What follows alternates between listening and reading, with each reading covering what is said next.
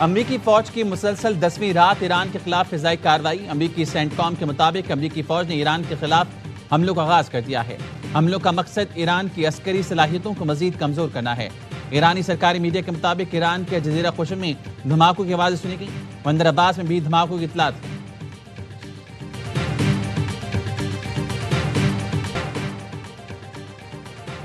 امریکی فوجیوں کو نشانہ بنائے تو ایران کو کئی گنا قیمت چکانا ہوگی۔ امریکی فوجیوں کے تحفظ پر کوئی سمجھوتا نہیں ہوگا۔ وزیر دفاع اور عسکری قیادت کی ہدایات جاری کر دی۔ امریکی فوج ہر ممکن رد عمل کے لیے تیار رہیں۔ امریکی صدر ڈونلڈ ٹرمپ کی ایران کو سخت رد عمل کی وارننگ۔ امریکی صدر نے کہا نتنیاہو کو امریکہ آمد پر گرفتار نہیں کیا جائے گا۔ اسرائیلی وزیر اعظم اس وقت ایران کے خلاف بسر پیکار ہیں۔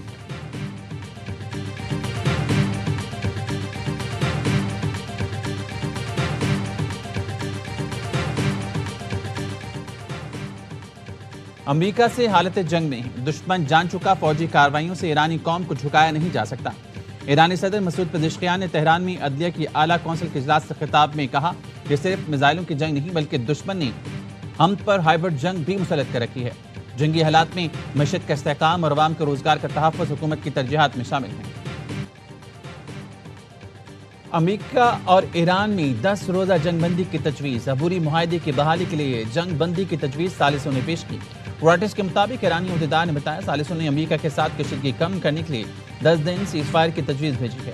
تجویز پر غور کیا جا رہا ہے تاکہ دونوں ممالک کے درمیان تصادم کو ختم کیا جا سکے۔ جنگ بندی کا مقصد عبوری معاہدے کو بحال کرنے کے راستے تلاش کرنا ہے۔ اسماعیل وقائی نے کہا ثالثی کرنے والے ملک کشیدگی میں کمی کے لیے کوششیں کر رہے ہیں۔ واشنگٹن کے پیغامات ثالث ممالک کے ذریعے تہران پہنچائے گئے۔ کشیدگی کے باوجود سفارتی چینلز فعال رہے۔ جنگ کا دائرہ پھیلا تو ذمہ دار امریکہ ہوگا۔ خارق جزیرے پر قبضہ کرنے کی کوشش کرنے والی امریکی فوج کا استقبال کرنے کے لیے تیار ہے۔ ایرانی وزیر داخلہ اسکندر مومنی پاکستان پہنچ گئے۔ وزیر داخلہ محسن نقوی نے معزز مہمان کا استقبال کیا۔ ذرائع کا کہنا ہے اسکندر مومنی ایرانی صدر کے خصوصی پیغام لے کر آئے ہیں۔ وزیر داخلہ محسن نقوی سے ایرانی ہم منصب کی ملاقات ہوئی۔ محسن نقوی نے کہا امید ہے ایرانی وزیر داخلہ اچھی خبر لے کر آئے ہیں۔ دورہ پاکستان سے دو طرفہ تعلقات کو فروغ ملے گا۔ ایرانی وزیر داخلہ نے کہا پاکستان اور ایران کے تعلقات مثالی ہیں۔ پاکستانی حکومت اور عوام کی مہمان نوازی کا ہمیشہ معترف رہا ہوں۔ اسکندر مومنی وزیر اعظم اور فیلڈ مارشل سے ملاقاتیں کریں۔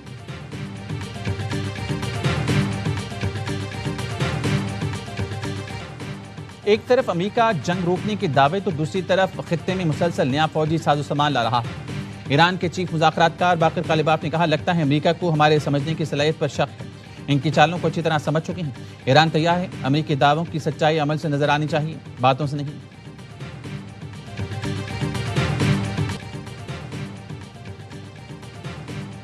کینیڈین وزیر خارجہ کی وزیر اعظم اور فیلڈ مارشل سے ملاقات۔ وزیر اعظم شہباز شریف نے کینیڈین ہم منصب کے لیے نیک خواہشات کا پیغام دیا۔ کہا کینیڈین وزیر اعظم سے جلد ملاقات کے منتظر ہیں۔ دونوں رہنماؤں نے تجارت اور معدنیات کے شعبوں میں وفود کے تبادلے پر اتفاق کیا۔ فیلڈ مارشل سے ملاقات میں علاقائی سلامتی اور پاکستان کینیڈا کے درمیان دو طرفہ تعلقات پر تبادلہ خیال کیا۔ فیلڈ مارشل نے عالمی امن، علاقائی استحکام سے متعلق پاکستان کا موقف پیش کیا۔ مشترکہ سیکیورٹی چیلنج سے نمٹنے کے لیے تعاون اشتراک کی اہمیت پر زور دیا۔ کینیڈا کی وزیر خارجہ نے دہشت گردی کے خلاف پاکستان کی قربانیوں اور کوششوں کو سراہا۔ خطے میں امن کے لیے پاکستان کے تعمیر کردار کی بھی تعریف کی۔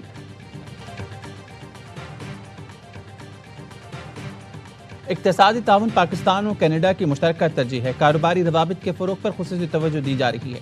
نائب وزیر اعظم اسحاق ڈار کی کینیڈین وزیر خارجہ انیتا آنند کے ہمراہ نیوز کانفرنس۔ کہا دونوں ملکوں کے درمیان معاہدہ کینیڈین سرمایہ کاروں کے لیے سازگار ماحول فراہم کرے گا۔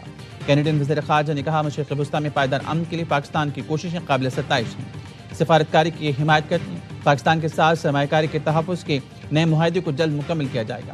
وزیر اعظم شہباز شریف کی موجودگی میں پاکستان اور کینیڈا میں اہم زرعی پروٹوکول پر دستخط کی۔ وزیر خارجہ انیتا آنند کی وزارت داخلہ وزیر داخلہ محسن نقوی سے ملاقات ہوئی۔ پاکستان کی کامیابی کے لیے شہباز شریف کا کامیاب ہونا ضروری ہے۔ بلاول بھٹو کا کشمیر ڈیجیٹل کو انٹرویو۔ کہا کشمیر کی 99% آبادی نے طے کر لیا ہے کہ انہیں قومی اسمبلی اور سینٹ میں حصہ چاہیے۔ کاش آزاد کشمیر کی حکومت کو اتنی آزادی دیتے کہ انٹرنیٹ والا فیصلہ ہمارے ہاتھ میں ہوتا۔ پاکستان کی سیاست میں مفاہمت کی ضرورت ہے۔ احتجاج ہر شہری کا آئینی حق ہے مگر عوام کی زندگی مفلوج نہیں ہونی چاہیے۔ حکومت قانون نافذ کرے، کارروائی صرف قانون توڑنے والوں کے خلاف ہے۔ وزیر اعظم شہباز شریف اپنے وزراء کے غیر ذمہ دارانہ بیانات کا نوٹس لیں۔ ٹی ایل پی کے انٹرا پارٹی انتخابات مسترد کرنے کا فیصلہ برقرار۔ الیکشن کمیشن نے کالعدم ٹی ایل پی کو انتخابی نشان حاصل کرنے کے لیے نااہل قرار دے دیا۔ انتخابی نشان کرن واپس لینے کا حکم، کہا تحریک لبیک پاکستان مقررہ مدت میں انٹرا پارٹی انتخابات کرانے میں ناکام رہی، الیکشن ایکٹ کے تقاضے پورے نہیں کیے، پارٹی آئین کے مطابق منصفانہ اور شفاف انٹرا پارٹی انتخابات ثابت نہیں کیے جا سکے، الیکشن کمیشن نے متعلقہ حکام کو ضروری کارروائی کی ہدایت کر دی۔ اوگرا نے پیٹرول سستا اور ڈیزل مہنگا کر دیا، پیٹرول کی قیمت میں 35 پیسے فی لیٹر کمی کر دی گئی، پیٹرول کی نئی قیمت 315 روپے 80 پیسے فی لیٹر ہو گئی، ڈیزل کی قیمت 5 روپے 71 پیسے فی لیٹر کا اضافہ کیا گیا، ڈیزل کی نئی قیمت 360 روپے 6 پیسے فی لیٹر ہو گئی، مٹی کا تیل 5 روپے 93 پیسے فی لیٹر مہنگا، نئی قیمت 282 روپے 59 پیسے فی لیٹر مقرر۔ اوگرا کی سفارش پر پیٹرولیم ڈویژن نے نوٹیفیکیشن جاری کر دیا۔ بانی پی ٹی آئی کی بہن نورین نیازی نے وکیل کے ذریعے این سی سی آئی اے میں جواب جمع کرا دیا۔ وکیل فیصل ملک کے مطابق نورین نیازی کا ابتدائی بیان جمع کرایا ہے جو مکمل ہے۔ نورین نیازی نے این سی سی آئی میں پیش ہونے کے لیے 4 ہفتوں کی مہلت مانگی ہے۔ نورین نیازی کو ضابطۂ فوجداری کی دفعہ 160 کے تحت سوشل میڈیا پر ریاستی اداروں کے خلاف جھوٹا اور اشتعال انگیز مواد پھیلانے پر طلب کیا گیا۔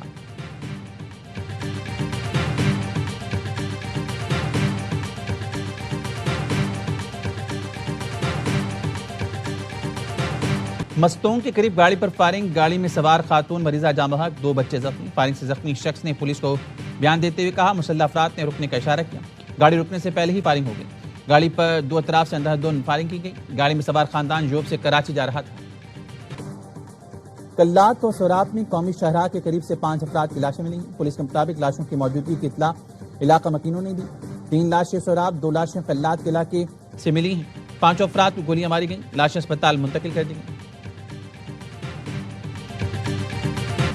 کراچی میں ڈاکو نے مزاحمت پر ایک اور شہری کی جان لے لی، پی سی ایچ ایس بلاک 2 میں ڈاکو فون سے فائرنگ، قتل شہری کی شناخت 45 سالہ نسیم عباسی کے نام سے ہوئی، مقتول کے جسم کے مختلف حصوں پر 2 گولیاں لگی ہیں، ملزمان مقتول سے موبائل فون اور دیگر سامان چھین کر فرار ہو گئے۔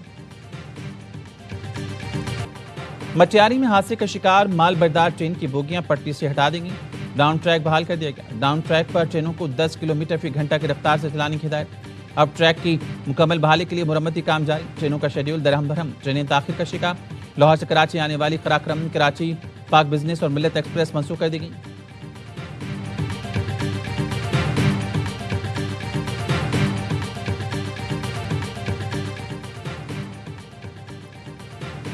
اینڈی برنہم برطانیہ کے 59ویں وزیر اعظم بن گئے، قوم سے خطاب میں کہا برطانوی سیاست میں اصلاحات کے لیے کام کریں گے، برطانیہ کو نیا معاشی ماڈل دیں گے، دنیا کو دکھائیں گے ہم اپنا استحکام بحال کر سکتے ہیں۔ اینڈی برنہم نے پیر کو بکنگھم پیلس میں شاہ چارلس کے ساتھ ملاقات کی، انہیں حکومت تشکیل دینے کی باقاعدہ دعوت دی گئی۔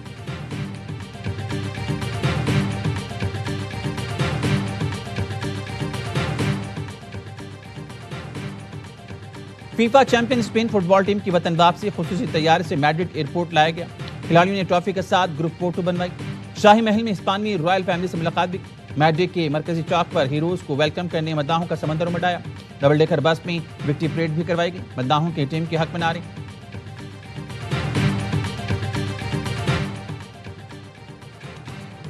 اور 8 پاکستانی خواتین کو پیماؤں نے اسکردو میں واقع 6040 میٹر بلند خسکنگ چوٹی سر کر لی، خواتین کا تعلق گلگت بلتستان، پنجاب، خیبر پختونخوا، بلوچستان اور اسلام آباد سے۔